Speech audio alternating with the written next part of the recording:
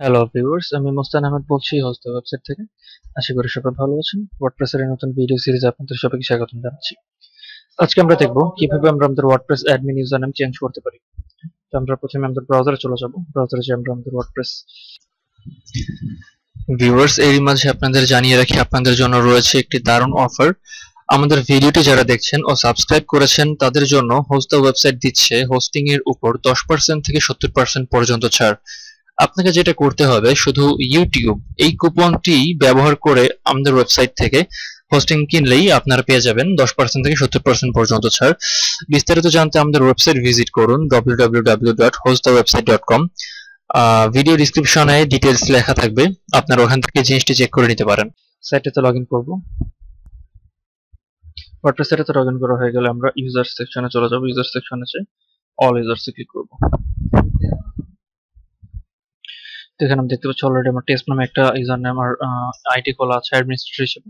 তো আমি এখন যেটা করব সেটা হচ্ছে এখানে অ্যাড নিউতে ক্লিক করব। অ্যাড নিউতে ক্লিক করা হয়ে গেলে এখানে ইউজার নেম যেটা আছে সেখানে আমি আমার নতুন যে ইউজার নেমটা আছে সেটা দিব।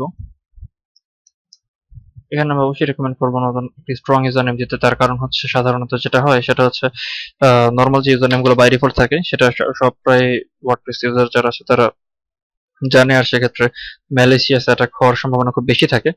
তো আমি এখানে তারপর অ্যাডমিন দিচ্ছি, আপনারা যারা আছেন তারা হচ্ছে একটু কঠিন টাইপের নাম দিবেন যাতে করে বেটার হয়। ওকে, তো আমি একটা ইমেল দিয়ে দিচ্ছি। তো ফার্স্ট নেম তো পাসওয়ার্ড আমি এখানে শো পাসওয়ার্ড দিই। আমি এটা হচ্ছে যেটা পাসওয়ার্ড দেওয়া আছে এটা যেহেতু স্ট্রং পাসওয়ার্ড আমি এটা করব, এটা ইউজ করব। তো আমি এটা কপি করে রাখছি। হাইট দিয়ে আমি রোল অবশ্যই অ্যাডমিনিস্ট্রেটর দিতে হবে আমার, দিয়ে আমি অ্যাড ইউজারে ক্লিক করলে আমার নতুন ইউজার অ্যাড হয়ে যাবে। আমি অ্যাড ইউজারে ক্লিক করলাম। তো অ্যাড ইউজারে ক্লিক করলে এখন যেটা হবে সেটা হচ্ছে আমার নতুন ইউজার অ্যাড হয়ে যাবে। তো আমি এখন লগ আউট করব।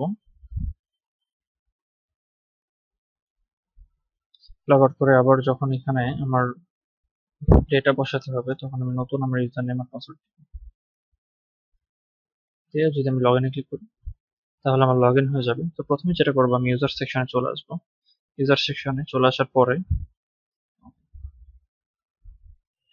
ইউজার সেকশনে চলে আসার পরে আমি যেটা করবো সেটা হচ্ছে আমার এই যে ইউজার সেকশন আছে এখানে অল ইউজার্স চলে আসবো।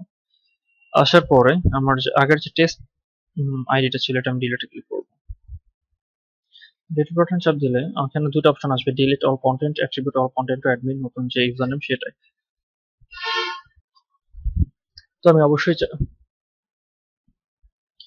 অবশ্যই চাই না আমার অল কন্টেন্ট সব ডিলিট হয়ে যাক। তো আমি সব কন্টেন্ট এখানে অ্যাডমিনের কাছে দিয়ে আমি কনফার্ম ডিলিশনে ক্লিক করব। ওকে, তখন আমার ইউজার ডিলিট হয়ে যাবে। তো এখন যদি আমি লগ আউট করি, লগ আউট করার পরে এখন আমার যেটা হবে সেটা হচ্ছে আমার নতুন ইউজার নেম সেটা সেখানে চলে আসবে।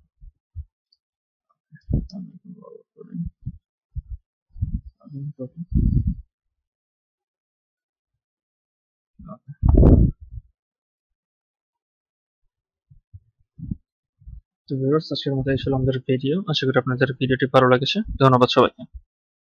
এরকম আরো ভিডিও দেখতে সাবস্ক্রাইব করুন আমাদের চ্যানেলে। যে কোনো সময় যে কোনো প্রবলেমের জন্য আমাদেরকে নক করুন www.hostthewebsite.com এই সাইটে। ধন্যবাদ সবাইকে।